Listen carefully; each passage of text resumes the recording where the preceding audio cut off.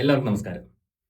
എന്തൊക്കെയാണ് ഈ കൊച്ചു കേരളത്തിൽ നടക്കുന്നതെന്ന് ഹാഷർ ചോദിച്ച പോലെ ഒരു ചോദ്യമാണ് എനിക്കിപ്പോൾ ആദ്യമായിട്ട് ചോദിക്കാനുള്ളത്. യൂട്യൂബ് തുറന്നാലോ ഇൻസ്റ്റഗ്രാം തുറന്നാലോ ശരിക്കും പറഞ്ഞാൽ രേഷ്മ പി തങ്കച്ചൻ പ്രത്യേകിച്ച് പണിയൊന്നുമില്ലെങ്കിൽ മറ്റു പല കാര്യങ്ങളും കാണാനും അതേക്കുറിച്ച് സംസാരിക്കാനൊക്കെ പറ്റും. പക്ഷേ ഇവർക്കൊരു പ്രോഗ്രാമോ അല്ലെങ്കിൽ ഇവർക്കൊരു ഇനാഗുറേഷൻസോ അല്ലെങ്കിൽ ഇവരെ സംബന്ധിക്കുന്ന എന്തെങ്കിലും ഒരു ഇവന്റോ വന്നു കഴിഞ്ഞാൽ പിന്നെ അന്നത്തെ ദിവസം യൂട്യൂബ് തുറക്കണ്ട, ഇൻസ്റ്റഗ്രാം തുറക്കണ്ട, സഹിക്കാൻ പറ്റാത്ത അവസ്ഥയിലേക്ക് പോയിക്കൊണ്ടിരിക്കുകയാണ്.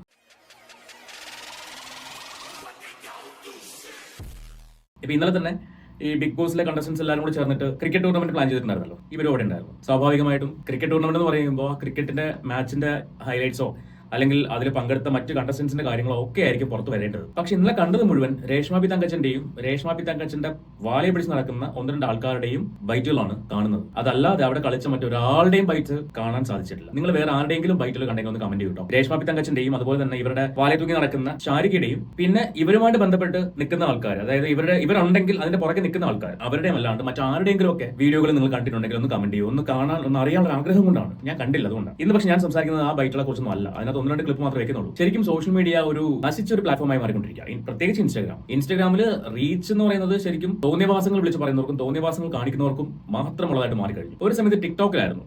അപ്പൊ അന്ന് ഇൻസ്റ്റാഗ്രാം ഭയങ്കരമായിട്ട് ഫിൽട്ടർ ചെയ്ത് വളരെ നല്ല നല്ല കാര്യങ്ങൾ മാത്രമായിരുന്നു ഇൻസ്റ്റയിൽ ഉണ്ടായിരുന്നത്. പക്ഷേ ടിക്ടോക്ക് ഇന്ത്യയിൽ ബാൻ ആയതിനു ശേഷം കംപ്ലീറ്റ് ആൾക്കാരും ഇൻസ്റ്റയിലേക്ക് വന്നു. ഇപ്പൊ ഇൻസ്റ്റ പണ്ടത്തെ ടിക്ടോക്ക് പോലെ ആയി കഴിഞ്ഞു. ഫുൾ കുൽസിതങ്ങൾ മാത്രമേ ഉള്ളൂ. ഒരു സൈഡിൽ അഭിലാഷ് ഷാട്ടായും ഒരു റിയ എന്ന് പറയുന്ന വ്യക്തി, ഇപ്പുറത്തെ രേഷ്മ പി തങ്കച്ചൻ, പിന്നെ അവരെ സപ്പോർട്ട് ചെയ്യുന്ന കുറെ വാലുകൾ, അപ്പുറത്ത് നോക്കുകയാണെങ്കിൽ തുമ്പിയുടെ അമ്മാവനും, ഇവരുടെയൊക്കെ യൂണിവേഴ്സായി മാറിക്കഴിഞ്ഞു ഇൻസ്റ്റാഗ്രാം. അത്രയും തരം താണ ഒരു അവസ്ഥയിലേക്ക് പോയിക്കൊണ്ടിരിക്കുകയാണ് നമ്മുടെ സോഷ്യൽ മീഡിയ. അപ്പൊ അതിനകത്തുള്ള ചില ചീന്തിയെടുത്ത ഏടുകളാണ് ഇന്ന് നമ്മുടെ വിഷയം എന്ന് പറയുന്നത്. ചില ആൾക്കാരുടെ വീഡിയോകൾ നമ്മളൊന്ന് റിയാക്ട് ചെയ്യാൻ പോവുകയാണ്. ജാസി ഉണ്ട് കേട്ടോ, ജാസിയുടെ കാര്യവും വരുന്നുണ്ട്. അപ്പൊ നമുക്ക് എന്തായാലും ഓരോന്നായിട്ട് തുടങ്ങാം. ഐശ്വര്യത്തോടെ നമ്മുടെ ശാരിക ചേച്ചി തന്നെ സ്റ്റാർട്ട് ചെയ്യാം. ശാരിക ചേച്ചി പറയുന്നത് രേഷ്മ പി തങ്കച്ചനെ കുറിച്ചാണ്. കേൾക്ക്. എത്രയോ മാന്യന്മാരുണ്ട്, അവരൊന്നും ഇവരെ കുറിച്ചൊന്നും പറയുന്നില്ലല്ലോ.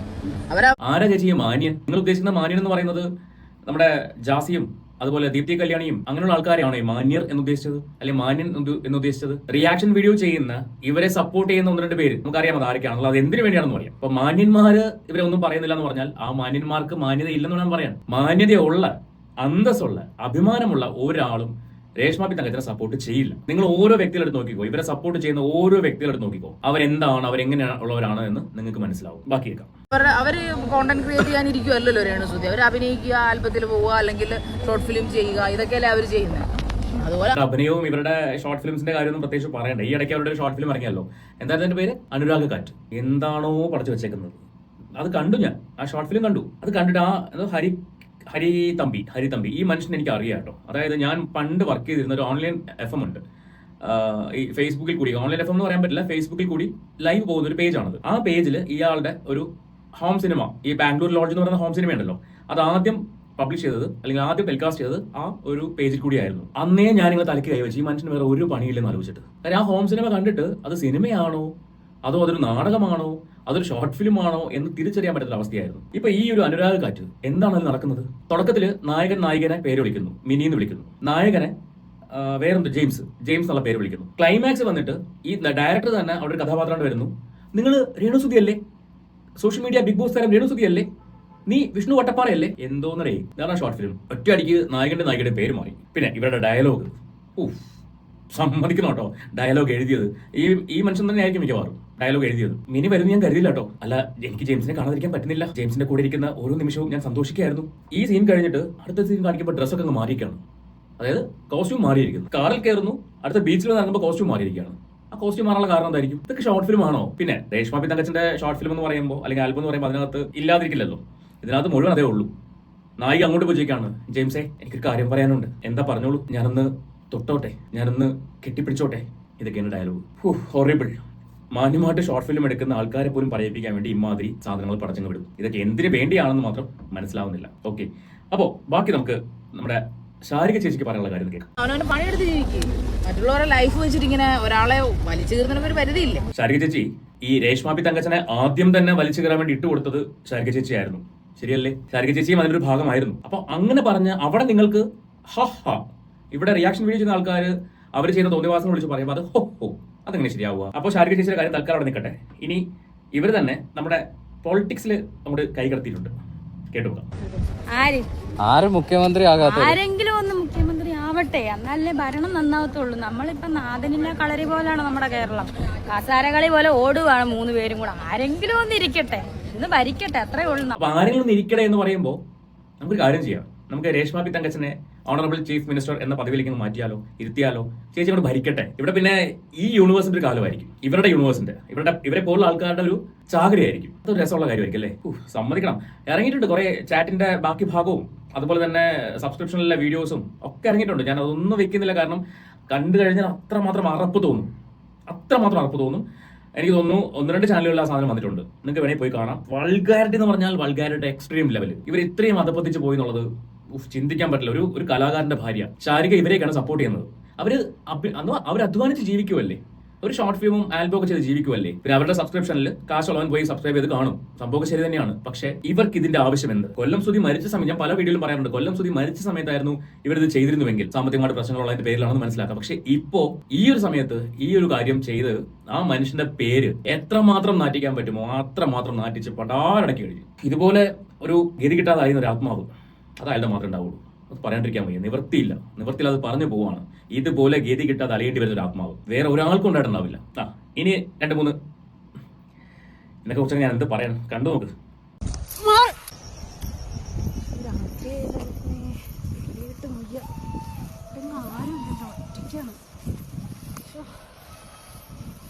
ഹലോ,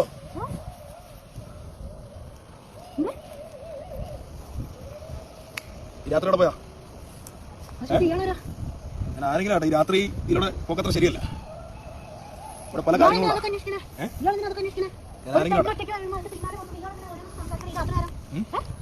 ഇവിടെ പോകാൻ പാടില്ലെന്ന് എനിക്ക് അറിയാൻ പാടില്ല. രാത്രി എന്റെ അനുവാദം ഇല്ലാണ്ട് നീ പോയാണ്ടല്ലോ.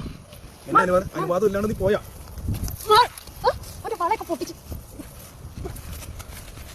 എന്താ പോകുമ്പോണോ?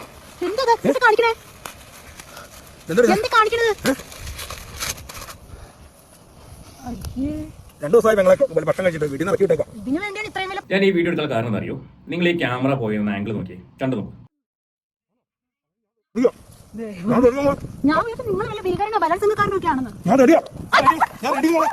നിങ്ങൾ ആ വീഡിയോ പോയി ആംഗിൾ കണ്ടോ? അറ്റ് ദ എൻഡിലും മുൻപായിട്ട് ആ വീഡിയോ പോയി ആംഗിൾ കണ്ടോ? അവളുടെ ഇവിടേക്കാണ് പോകുന്നത്. എന്തിനു വേണ്ടിയാണ് ഇത്രയും? ഇവർക്കൊന്നും വീട്ടിൽ ചോദിക്കാൻ പറഞ്ഞ ആരുമില്ലേ? ഈ അഭിലാഷിനെ സംബന്ധിച്ച് അഭിലാഷിന് ഭാര്യയുണ്ട്, 3 മക്കളൊക്കെ ഉള്ളതാണ്. മറ്റേ പെങ്കൊച്ചിന് ആരും ഇല്ലേ? എനിക്ക് അറിയാൻ മനസ്സിലാവുന്നില്ല. കുറേ നാൾ അലൻ ജോസ് പെരേരയുടെ പുറകെയായിരുന്നു, ഇപ്പൊ അഭിലാഷിന്റെ പുറകെയാണ്. എങ്ങോട്ടാണോ ഈ കാലം പോകുന്നത്? ഇതൊക്കെ ഏതോ റെയിൽവേ ട്രാക്കിന്റെ ഒക്കെ സൈഡിലാണ് ഈ കലാപരിപാടി നടത്തുന്നത്. ഷൂട്ടാണ്. ഇനി അടുത്തത് നെഗറ്റീവ് കമന്റ്സ് കിട്ടും കുറെ. പിന്നീട് പ്രശ്നം എല്ലാവരും ചോദിക്കുന്നത് റീൽസ് ഞാൻ ചെയ്യും, പക്ഷെ ഇങ്ങനെയാണ് നെഗറ്റീവ് കമന്റ്സ് കിട്ടും കുറെ. എന്തിനത് പെണ്ണല്ലേ പുറത്തിറങ്ങി നടക്കണ്ടേ? ആ ചിന്ത മോൾക്കുണ്ടോ? പുറത്തിറങ്ങി നടക്കണ്ടേ, നെഗറ്റീവ് കമന്റ് കിട്ടുള്ള ചിന്ത ഉണ്ടോ? അതുണ്ടെങ്കിൽ ഇമാതിരി പരിപാടിക്ക് പോകില്ല. അടുത്ത കണ്ടോക്കി. അടിപൊളിയിൽ 1-ാം നമ്പർ, സോനാ സോനാ നീ 2-ാം നമ്പർ, അടിമുടി വടയിൽ 1-ാം നമ്പർ. നല്ല കൈക്കരത്തുള്ള തന്തയും ആങ്ങളമാരും ഇല്ലാത്തതിന്റെ പ്രശ്നമാണിത്. വേറെ ഒന്നുമല്ല. പിടിച്ചു കയറി 2 പൊട്ടിച്ചാൽ തീരാവുന്ന കാര്യമുള്ളൂ. ഇറങ്ങിയിരിക്കണമെന്ന് പറഞ്ഞാൽ ഇമാതിരി പേക്കൂത്തിന് പോവാതെ. ഇനി പ്രധാനപ്പെട്ട കാര്യമാണ്, ഞാൻ പറഞ്ഞത് സത്യമാണ്. എന്റെ മുടിയും താടിയും വടിക്കണമെങ്കിൽ രേണു സുധി എന്ന് പറഞ്ഞ കലാകാരി വന്ന ഒരു കമന്റ് ഇട്ടോ, ഞാൻ അപ്പൊ തന്നെ എന്റെ മുടി വെട്ടാം. ഉറപ്പായിട്ടും ഞാൻ വെല്ലുവിളിക്കുന്നു. രേണു സുധി വന്നിട്ട് ഒറ്റ കമന്റ് ഇത് ഇവിടെ താഴെ ഇട്ട് കഴിഞ്ഞാൽ അഭിലാഷയുടെ പിറ്റേ ദിവസം ആ നിമിഷം പാദയാത്ര ആണെങ്കിലും പോയി ബാർബർ ഷോപ്പ് കുത്തി തുറന്നിട്ട് എന്റെ മുടിയും താടിയും വെട്ടിരിക്കും. രേണു സുധി കേൾക്കാൻ വേണ്ടി പറയണം, രേണു സുധി വന്ന കമന്റ് ഇട്ടോടെ ഞാൻ എന്റെ മുടിയും താടിയും വെട്ടാം. മരപ്പൊട്ടാ, നിനക്ക് ബോധമുണ്ടോ? നിനക്ക് വിവരമുണ്ടോ? നീ എന്ത് തോന്നിയവാസങ്ങളായി ഈ വിളിച്ച് പറയുന്നത്? വെറുപ്പിക്കലിന്റെ എക്സ്ട്രീമാണ്. അമ്മാതിരി വെറുപ്പിക്കലാണ് ചെയ്തുകൊണ്ടിരിക്കുന്നത്. ഇനി ഇവൻ മുടി വെട്ടിയോ? ഇല്ല. അതിന് കൊച്ചന്മാര് മറുപടി കൊടുത്തിട്ടുണ്ട്, കണ്ടു നോക്ക്. അതെ, അഭിലാഷേട്ടെ മുടി വെട്ടേണ്ട കേസ് പറഞ്ഞിട്ട് വെട്ടാൻ വേണ്ടി കൊണ്ടുപോയി പൈസ കൊടുക്കോ?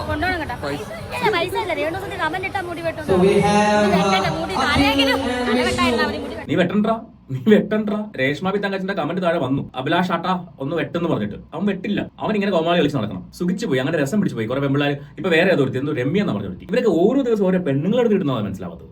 ഓരോ ദിവസം ഓരോരുത്തർ വരും പുതിയ നായികയാവാൻ വേണ്ടി. മലയാള സിനിമയ്ക്ക് നായിക അങ്ങോട്ട് പ്രൊവൈഡ് ചെയ്യണം. അടുത്ത ആളാണ് മക്കളെ രസം. കേട്ടു നോക്ക്, കണ്ടു നോക്ക്. ഞാൻ സ്ത്രീയല്ല, എനിക്ക് സൗജന്യ പ്രഖ്യാപനങ്ങളുണ്ട്. അതായത് ബസ്സിൽ സ്ത്രീകൾക്ക് സൗജന്യ യാത്രയൊക്കെ. അപ്പൊ ജാസിനെ ബസ്സിൽ കയറ്റിട്ട് ഫ്രീ ആയിട്ട് സൗജന്യ യാത്ര തരുമോ? പിന്നെ എന്താ, ഞാൻ സ്ത്രീയല്ലേ, എനിക്ക് സൗജന്യ യാത്ര വേണ്ട. പിന്നെ അല്ല, ജാസി സ്ത്രീ ആണെന്ന് പറയുന്നത് ഏത് വകുപ്പിലാണ്? അത് ഞാൻ ആശിക്കാൻ അറിയുള്ളൂ കേട്ടോ, നമുക്കറിയില്ലല്ലോ. അറിയില്ല. സൗജന്യം തന്നില്ലെങ്കിൽ ഞാൻ അവിടെ പ്രതിഷേധം ഉണ്ടാക്കും. ഞാനത് ആ ഒരു നിയമം അവർ പറഞ്ഞിട്ടുണ്ടെങ്കിൽ അത് വാങ്ങിച്ചിട്ടേ ഞാൻ അടങ്ങും. ശക്തമായിട്ട് പ്രതിഷേധിക്കണം. ജാസിയെ പോലുള്ള സ്ത്രീ അല്ല ജാസിക്ക് ബസ്സിൽ കയറാൻ വേണ്ടി, ഫ്രീ ആയിട്ട് യാത്ര ചെയ്യാൻ വേണ്ടി പ്രതിഷേധിക്കണം. പക്ഷെ എന്തിന്റെ പേരിൽ പ്രതിഷേധിക്കും? ജാസി പെണ്ണാണെന്ന് പറഞ്ഞിട്ടോ? അവര് ജെൻഡർ തെളിയിക്കാൻ തെളിവ് ചോദിക്കില്ലേ? ID കാർഡ് കാണിക്കാൻ പറയില്ലേ? അതിനകത്ത് ഫീമെയിൽ ആണോ കൊടുത്തേക്കുന്നത്? ആണോ? മുൻപൊരിക്കൽ കാണിച്ചപ്പോൾ അത് ഫീമെയിൽ ആവാൻ വേണ്ടിയാണ് ഇന്ത്യയിലേക്ക് വന്നതെന്നൊക്കെ പറയുന്നുണ്ടായിരുന്നു. ഇത് ആയതിനു ശേഷം എനിക്ക് തിരിച്ചു പോകാൻ പറ്റില്ലെന്ന് പറയുന്നുണ്ടായിരുന്നു. പക്ഷെ ഇപ്പോഴും ഇന്ത്യയിൽ തന്നെ നിൽക്കുകയല്ലേ, അപ്പോൾ അത് ആയിട്ടില്ലെന്നല്ലേ പറയുന്നത്? ഇടയ്ക്ക് മറ്റേ സർജറി ചെയ്യാൻ വേണ്ടി പോയി, അത് പക്ഷേ ടോപ്പ് സർജറി ചെയ്തത്, ബോട്ടം സർജറി ചെയ്തിട്ടില്ല എന്നൊക്കെ പറഞ്ഞു. അപ്പോൾ ഇത് ചെയ്യാതെ പെണ്ണായിട്ട് അംഗീകരിക്കൂ? അപ്പം എന്തിന്റെ പേരിൽ സമരം നടത്തും? പ്രശ്നമാണ് ഉണ്ണിയെ. ബാക്കി പറ. ഉറപ്പാണ്. ഉറപ്പില്ലെന്ത്? എന്നാ നമുക്ക് ബസ്സിൽ കാണാം. പിന്നെ ബസ്സിൽ കാണാം. നമുക്ക് ബസ്സിൽ എല്ലാവർക്കും കൂടി ഒരു ടൂർ പോകണം അല്ലേ അജോത്ത? എല്ലാ പെണ്ണുങ്ങൾക്കും കൂടി ഒരു ബസ്സിൽ ഞങ്ങൾ ഗവി പോകാനുള്ള ഒരു പ്ലാൻ ചെയ്യുന്നുണ്ട് അല്ലേ? നമുക്ക് എല്ലാവരും ഗവിയിലേക്ക് പോവാം. അവിടെ പോയിട്ട് അവിടെ ഒരു വലിയൊരു മറ്റേ എന്തോ ഒരു പോയിന്റ് ഉണ്ട് ചാടാൻ വേണ്ടി, അവിടെ പോയി ചാടിയേക്ക്. ഇനി ഈ ബസ് യാത്രയുടെ കാര്യം പറയുമ്പോഴേ എനിക്ക് ശരിക്കും ഇവരുടെ ഈ ഒരു പ്രഖ്യാപനം പൂർണ്ണമായിട്ടും എനിക്ക് പേഴ്സണലി അംഗീകരിക്കാൻ പറ്റുന്നില്ല. കാരണം സ്ത്രീകൾക്ക് ഒന്നടങ്കം ബസ് യാത്ര സൗജന്യം എന്ന് പറയുമ്പോൾ അതിന് ആവശ്യമുണ്ടോ? ബസ്സിൽ കയറുന്ന ഓൾമോസ്റ്റ് എല്ലാവർക്കും കാശ് എടുത്ത് ടിക്കറ്റ് എടുക്കാൻ പറ്റുന്ന ആൾക്കാർ തന്നെയാണ്. അതേസമയം ഇവര് ഒരു പ്രിവിലേജ് കൊടുക്കുകയാണ്, അല്ലെങ്കിൽ ഇവർ അങ്ങനെ ഒരു ഓഫർ കൊടുക്കുമ്പോൾ അത് ഒന്നുകിൽ ഗർഭിണികൾക്ക് അല്ലെങ്കിൽ വികലാംഗർക്ക്, അതാണ് പെണ്ണും ആയിക്കോട്ടെ, വികലാംഗരായിട്ടുള്ള ആൾക്കാർക്ക് ബസ് യാത്ര സൗജന്യം, ഗർഭിണികളായിട്ടുള്ള ആൾക്കാരും അവരുടെ കൂടെ ബൈസ്റ്റാൻഡർ ആരെങ്കിലും ഉണ്ടെങ്കിൽ അവർക്കും ബസ് യാത്ര സൗജന്യം, അല്ലെങ്കിൽ വൃദ്ധന്മാർക്കും വൃദ്ധകളായിട്ടുള്ള ആൾക്കാർക്ക്, ഒരു 60 വയസ്സിന് മേലുള്ള ആൾക്കാർക്ക് ബസ് യാത്ര സൗജന്യം. ഇങ്ങനെയുള്ള ഒരു ഓഫർ ആയിരുന്നു കൊടുത്തിരുന്നെങ്കിൽ അത് അംഗീകരിക്കാൻ പറ്റുമായിരുന്നു. ഇത് സ്ത്രീകൾ ഏകദേശം 29 ലക്ഷത്തോളം സ്ത്രീകളുണ്ടെന്നാണ് പറയുന്നത്, ബസ് യാത്ര ചെയ്യുന്ന സ്ത്രീകൾ. കണക്കെടുത്തോണ്ടിരിക്കുക. ഇത്രയും ആൾക്കാർക്ക് ദിവസവും, അതും ലോങ് ജേണിയാണ് ഫ്രീ പറഞ്ഞിരിക്കുന്നത്. ലോങ് ജേണി സൗജന്യം. ചിന്തിക്കാൻ പോലും പറ്റില്ല എത്ര നാളത് കൊണ്ടുപോകാൻ പറ്റുന്നുള്ളത്. ഫണ്ട് പുറത്തുനിന്ന് കൊണ്ടുവരേണ്ടി വരും. ഒന്നാമത് KSRTCയുടെ കാര്യം നമുക്ക് എല്ലാവർക്കും അറിയാം. ഒരു വിധം ഇങ്ങനെ തത്തക്ക പൊത്തക്കാന്ന് പറഞ്ഞ് പോയിക്കൊണ്ടിരിക്കുകയാണ്. ആ ഒരു സാധനത്തിന് പടുകുഴിയിലോട്ട് വീണ്ടും തള്ളിയിടാൻ വേണ്ടിയുള്ള ഒരു ഓഫറായിട്ട് മാത്രമേ എനിക്കിത് ഫീൽ ചെയ്യുന്നുള്ളൂ. നേരത്തെ പറഞ്ഞ പോലെ വികലാംഗര്, ഗർഭിണികൾ, പ്രായമുള്ള ആൾക്കാർ, അങ്ങനെയുള്ള ആൾക്കാർക്കാണ് ഈ ഒരു ഓഫർ കൊടുത്തെങ്കിൽ അത് അംഗീകരിക്കാൻ പറ്റുന്ന കാര്യമായിരുന്നു.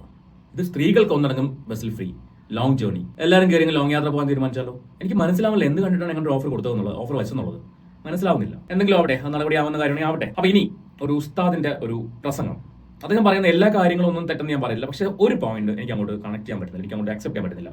കേട്ടു. ഒരിക്കൽ ഞാനൊരു തൃശ്ശൂർ ഭാഗത്ത് ഇങ്ങനെ ഒരു യാത്ര കഴിഞ്ഞ് വരുമ്പോൾ അയാൾ എന്നോട് അനുഭവം പറഞ്ഞു. അത് ഈ ഓഡിറ്റോറിയം കണ്ടു. ഓഡിറ്റോറിയം കാണിച്ചിട്ട് എന്നോട് പറഞ്ഞു, കഴിഞ്ഞ ദിവസം ഇവിടെ ഒരു കല്യാണം നടക്കുകയും പിരിയൽ ഒന്നിച്ച് നടന്നു. അപ്പൊ എന്താ സംഭവം എന്ന് ചോദിച്ചു. അത് ഈ പുതിയ പെണ്ണ് മണ്ഡപത്തിലേക്ക് വരുമ്പോൾ ധരിക്കേണ്ട പുതിയ വസ്ത്രം, അഥവാ കല്യാണ തലേന്ന് ഇടാനൊരു വസ്ത്രം, കല്യാണത്തിന്റെ രാവിലെ ഇടാനൊരു വസ്ത്രം, മണ്ഡപത്തിലേക്ക് വരാനൊരു വസ്ത്രം. ഈ മണ്ഡപത്തിലേക്ക് വരുമ്പോൾ ഇടുന്ന ഡ്രസ്സ് അത് ഈ മണ്ഡപത്തിന്റെ അടുത്തൊരു വീടുണ്ട്, അവിടെ നിന്ന് മാറിയിട്ട് പോകാം എന്ന് ഹസ്ബൻഡ് അഭിപ്രായപ്പെട്ടു. കാരണം ഈ വസ്ത്രവും കൊണ്ട് ഈ വീട്ടിലേക്ക് നേരത്തെ ചെന്നാൽ ഒരുപാട് സമയം യാത്ര വേണം, വലിയ ട്രാഫിക് ബ്ലോക്ക് ഉണ്ട്, അങ്ങനെ കുറെ പ്രശ്നങ്ങളുണ്ട്. അത് പരിഹരിക്കാൻ വേണ്ടി എന്ത് ചെയ്തു എന്നറിയാം. ഇദ്ദേഹം പറഞ്ഞു, നമുക്ക് മണ്ഡപത്തിലേക്ക് പോകുമ്പോഴുള്ള വസ്ത്രം ഇവിടെ എത്തിയിട്ട് ധരിക്കാം. അപ്പൊ ഇവള് പറഞ്ഞു, എന്റെ കല്യാണത്തിന് വസ്ത്രപ്പ ധരിക്കേണ്ടെന്നുള്ളത് അത് ഞാനാണ് അഭിപ്രായം പറയാം, അതുകൊണ്ട് ഡ്രസ്സ് ഇവിടെ എത്തിക്കണം. ഇവനാണെങ്കിൽ മഹറൊപ്പിച്ച വിഷമവും ഈ കല്യാണ മണ്ഡപത്തിന്റെ ചെലവൊപ്പിച്ച തിരക്കും ഇതെല്ലാം കൂടി ഒന്നിച്ചുള്ള സമയത്ത് ഇതും കൂടെ കേട്ടപ്പോൾ ഇവൻ പറഞ്ഞു, അങ്ങനെ ഒരു അഭിപ്രായത്തിൽ കേൾക്കാൻ മനസ്സിലാത്തതായിട്ട് ജീവിതം തുടങ്ങേണ്ട, ഇവളും വെച്ച് പിരിയാം. തലേന്ന് നടന്ന നിക്കാഹ് മണ്ഡപത്തിലെത്തുന്നതിന് മുമ്പ് 2 കൂട്ടരും പിരിഞ്ഞു. 2 കൂട്ടർ സ്പോട്ടിൽ പിരിഞ്ഞു. എന്നാൽ അവിടെ ഒരു സൊല്യൂഷൻ ഉണ്ടായിരുന്നു. എന്താ? ഹസ്ബൻഡ് എനിക്ക് പുതിയ ഡ്രസ്സ് ഇവിടെ വാങ്ങി കൊടുത്തയച്ചിട്ടുണ്ട്, ഇനി അവിടെ ഉള്ളാനുള്ള ഡ്രസ്സും വാങ്ങി വെച്ചിട്ടുണ്ട്. അയാൾ ഇത്രയും യാത്ര ചെയ്തിട്ട് ആ യാത്രാ സങ്കീർണത മാറ്റിവെക്കാൻ വേണ്ടി ഒരു അഭിപ്രായം പറഞ്ഞതല്ലേ, ഞങ്ങൾ ഒന്നിച്ച് ജീവിക്കാനുള്ളതല്ലേ, ആ സൗകര്യത്തിന് വേണ്ടി ഞാനത് സ്വീകരിക്കാൻ, ഞാൻ അതിനെ ഫ്ലെക്സിബിൾ ആകാൻ, അതായത് സന്ദർഭോചിതമായി പെരുമാറാൻ ഞാൻ സന്നദ്ധമാണ്, എനിക്ക് കുഴപ്പമില്ല എന്നെങ്ങാനും പറഞ്ഞിരുന്നെങ്കിൽ ഇദ്ദേഹം എന്താണ് ചിന്തിക്കാന്നറിയോ? അവൾക്ക് അങ്ങനെ ഒരു ആഗ്രഹം ഉണ്ടായിരുന്നുവെങ്കിൽ യാത്ര കുറച്ച് കൂടിയാലും കുഴപ്പമില്ല, അവിടെ എത്തിച്ചു കൊടുക്കാൻ ഇയാളും ചിന്തിക്കും. അതെന്താ ഉസ്താദെ, ഇയാൾക്ക്, അതായത് പുരുഷന് ഉസ്താദ് പറഞ്ഞ പോലെ അവൾക്ക് അങ്ങനെ ഒരു ആഗ്രഹം ഉള്ളത് കൊണ്ട് അങ്ങനെ ചെയ്യാം, അവിടെ എത്തിച്ചു കൊടുക്കാം എന്ന് അയാൾക്ക് ആദ്യം ചിന്തിച്ചിരുന്നെങ്കിലും ഈ പ്രശ്നം സോൾവ് ആവില്ലായിരുന്നു, ഇങ്ങനൊരു പ്രശ്നം ഉണ്ടാവില്ലായിരുന്നല്ലോ, ഇങ്ങനൊരു തർക്കം ഉണ്ടാവില്ലായിരുന്നല്ലോ. അപ്പൊ ഉസ്താദ് എന്താ ഉദ്ദേശിക്കുന്നത്? പെണ്ണ് എന്നും ഈ ആണിന്റെ അടിമയാണെന്നോ? രണ്ടുപേരും ഈക്വലായിട്ട് നിന്നാൽ മാത്രമേ ഒരു ഫാമിലി മുന്നോട്ട് പോകാൻ പറ്റുള്ളൂ, അല്ലേ? അവിടെ രണ്ടുപേരും അങ്ങോട്ട് മനസ്സിലാക്കണം. ഞാൻ പലപ്പോഴും പറഞ്ഞൊരു കാര്യമാണ്, അഡ്ജസ്റ്റ്മെന്റ് അല്ല ഒരു ലൈഫിന്റെ മുന്നോട്ടുള്ള യാത്രയ്ക്ക് സപ്പോർട്ട് ചെയ്യുന്നത്, അണ്ടർസ്റ്റാൻഡിംഗ് ആണ്. എപ്പോഴും കൂടെ നിൽക്കുന്ന പാർട്ട്ണറെ മനസ്സിലാക്കി മുന്നോട്ട് പോകുമ്പോൾ മാത്രമാണ് ആ ലൈഫ് മനോഹരമായിട്ട് മുന്നോട്ട് പോകുന്നത്. അതല്ലാണ്ട് അഡ്ജസ്റ്റ്മെന്റ് എന്ന് പറഞ്ഞാൽ ലൈക്ക് വോൾക്കാനോ ഒരു അഗ്നിപർവ്വതം പോലെയാണ്. ഒരു പരിധി വരെയൊക്കെ അഡ്ജസ്റ്റ് ചെയ്ത് പോകും.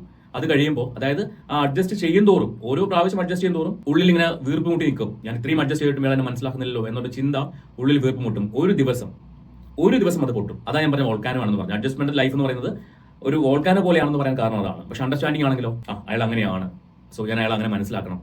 അയാൾ ഇപ്പൊ അയാൾക്ക് ചിലപ്പോൾ ദേഷ്യം വരും, ഞാനിപ്പം സംസാരിച്ചു കഴിഞ്ഞാൽ അത് വലിയ പ്രശ്നത്തിലേക്ക് പോകും, അതുകൊണ്ട് ഞാനിപ്പോൾ സൈലന്റ് ആവാം എന്നുള്ള രീതിക്ക് അയാളുടെ മാനസികാവസ്ഥ മനസ്സിലാക്കി നമ്മളും നമ്മുടെ മാനസികാവസ്ഥ മനസ്സിലാക്കി അയാൾ നിന്ന് കഴിഞ്ഞാൽ ആ ലൈഫ് മനോഹരമായിട്ട് മുന്നോട്ട് പോകും. അപ്പൊ ഇവിടെ ഈ ഭാര്യ ആവാൻ പോകുന്ന പെൺകുട്ടി വിചാരിച്ചതുപോലെ തന്നെ ഭർത്താവിന് വിചാരിക്കാമായിരുന്നല്ലോ. അപ്പൊ ഉസ്താദ് എന്താ ഉദ്ദേശിക്കുന്നത്? പെണ്ണെന്നും ആണിന്റെ അടിമായിട്ട് കിടന്നോ? ഇവൻ മെഹർ അങ്ങോട്ട് കൊടുക്കണമെന്ന് വെച്ചിട്ട് അവളെന്താ കാല് പിടിച്ച് മാപ്പ് പറയണോ, അല്ലെങ്കിൽ കാല് പിടിച്ച് നിൽക്കണോ? അങ്ങോട്ട് മനസ്സിലാവുന്നില്ല നിങ്ങൾക്ക് എന്ത് മെസ്സേജാ പാസ് ചെയ്യുന്നത്. ഇതേപോലെ വേറൊരു കാര്യം, മിഥിലേഷ് തിവാരി ബീഹാർ വിദ്യാഭ്യാസ മന്ത്രി ഇന്ന് പഠിച്ചിറക്കിയിട്ടുണ്ട്. പെൺകുട്ടികൾ വീടിന്റെ ശക്തിയാണ്, അവർക്ക് എന്തിനാണ് വിദ്യാഭ്യാസം? നമ്മുടെ നാട്ടില് വിദ്യാഭ്യാസം ഇല്ലാത്തതിന്റെ പേരിൽ, ജോലി ഇല്ലാത്തതിന്റെ പേരിൽ എത്ര പെൺകുട്ടികളുടെ ജീവൻ ആപത്ത് വന്നിട്ടുണ്ട്, ജീവൻ നഷ്ടപ്പെട്ടിട്ടുണ്ട് ഇല്ലേ? ആണിന്റെ അടിമയായിട്ട് കിടന്ന് അവന്റെ കുത്തുവാക്കുകൾ കേട്ട് അവന്റെ അടി കൊണ്ട് തൊഴി കൊണ്ട് ജോലി ഇല്ലാത്തതിന്റെ പേരിൽ, വരുമാനം ഇല്ലാത്തതിന്റെ പേരിൽ എത്ര പെൺകുട്ടികൾ ജീവൻ ഒടുക്കിയിട്ടുണ്ട്. ആ സാഹചര്യം നിലനിൽക്കുകയാണ്. അതിവിടെ മാത്രമല്ല, നോർത്ത് ഇന്ത്യയിലും സംഭവിച്ചിട്ടുണ്ട്. ആ സാഹചര്യം നിലനിൽക്കുകയാണ് ഇവിടെ ഒരു മന്ത്രി പറയുന്നു പെൺകുട്ടികൾ വീടിന്റെ ശക്തിയാണ്, അവർക്ക് എന്തിനാണ് വിദ്യാഭ്യാസം? നാരി ശക്തിക്ക് വേണ്ടി മോദിജി നിലകൊള്ളുമ്പോൾ വെറുതെ എന്തിനാണ് അവരെ റോഡിലേക്ക് ഇറക്കുന്നത്? എങ്ങനെ ഇരിക്കുന്നു?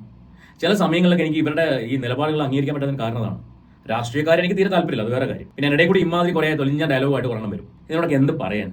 ഒന്നും പറഞ്ഞിട്ട് കാര്യമില്ല. നാട് നശിച്ചു, ഇനിയൊന്നും ഇല്ല. എനിവേ, ഇന്ന് കണ്ട ഈ പറയുന്ന റിയാലിറ്റി കുറിച്ച് നിങ്ങളുടെ അഭിപ്രായം തീർച്ചയായിട്ടും നിങ്ങൾ കമന്റ് ചെയ്യുക. നമുക്ക് മറ്റൊരു വീഡിയോ ആയിട്ട് വീണ്ടും കാണാം.